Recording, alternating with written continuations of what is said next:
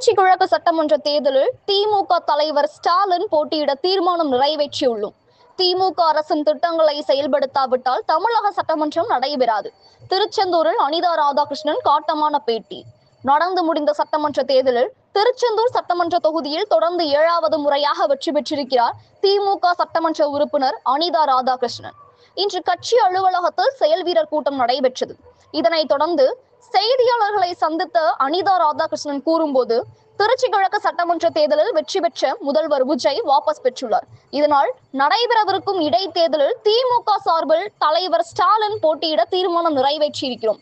தேர்தலில் 1 லட்சம் வாக்குகள் வித்தியாசத்தில் வெற்றி பெற்று நடிகர் முகத்தில் கரியை பூச வேண்டும். அதற்காக முழுமூச்சாக செயல்படுவோம்.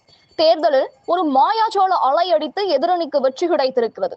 நாங்கள் தோற்றதற்கான காரணங்கள் குறித்து அலசி ஆய்வு செய்து வருகிறோம். இதற்காக குழு ஏற்பாடு செய்திருக்கிறோம். வெற்றி பெற்றவுடன் மகளுக்கு உரிமை தொகையாக 2500 தருவேன் என்று கூறிவிட்டு இப்போது 1000 ரூபாய் கொடுத்தால் அது சரியா? பேருந்தில் எங்கு வேண்டுமானாலும் செல்லலாம் என வாக்குறுதி கொடுத்தார். அது செய்யப்பட்டதா என்று கேள்வி எழுப்பினார். தொடர்ந்து அவர் அளித்த பேட்டியை காண்போம். இயக்கத்தை எவராலும் அசைக்க முடியாது என்ற வகையிலே தீர்ப்பை தந்திருக்கின்றார்கள்.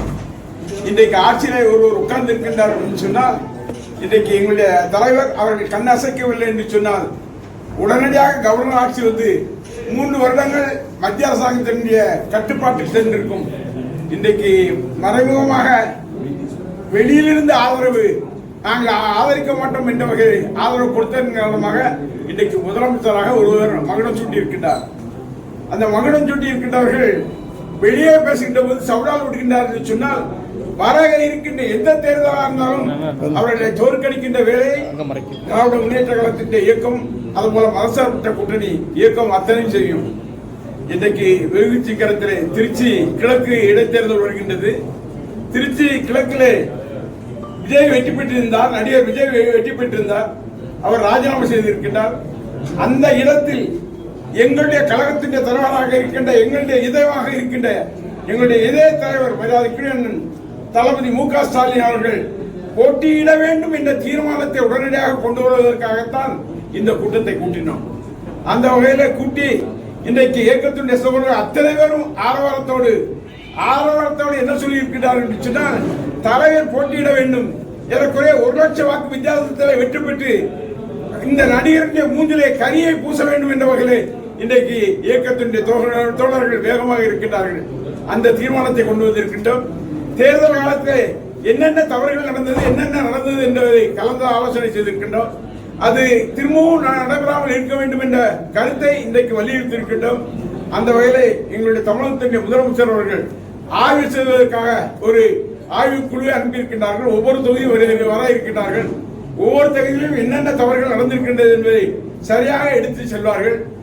இந்த இயக்கத்திலே சரியாக வேலை பார்க்காதவர்கள் அவர்களுக்கு மாற்று பொறுப்பு கொடுத்து அதற்கு தகுதியான பொறுப்பை கொடுக்க வேண்டும் என்ற வகையிலே தமிழகத்தின் எங்களுடைய கழக தலைவர் மரியாதைக்குரிய அண்ணன் தளபதி மு.க. ஸ்டாலின் அவர்கள் செய்திருக்கின்றார்கள்.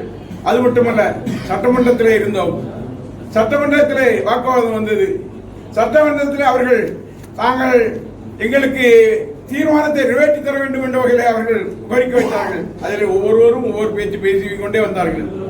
ஆனால் எங்களுடைய இளம் தலைவராக இருக்கின்ற மரியாதைக்குரிய இனிய சகோதரர் உதயநிதி ஸ்டாலின் அவர்கள் பேசிய பேச்சை பார்த்தவுடன் எதிர்த்து நின்றிருந்த, நாங்கள் வீழ்த்தி விடுவோம், உடைத்து விடுவோம் என்று சொன்னார்களே, அத்தனை பேரும் தலை குனிந்து பதில் சொல்ல முடியாமல் இருந்தார்கள் என்று சொன்னால் அதுதான் எங்களுடைய இளம் தலைவர்.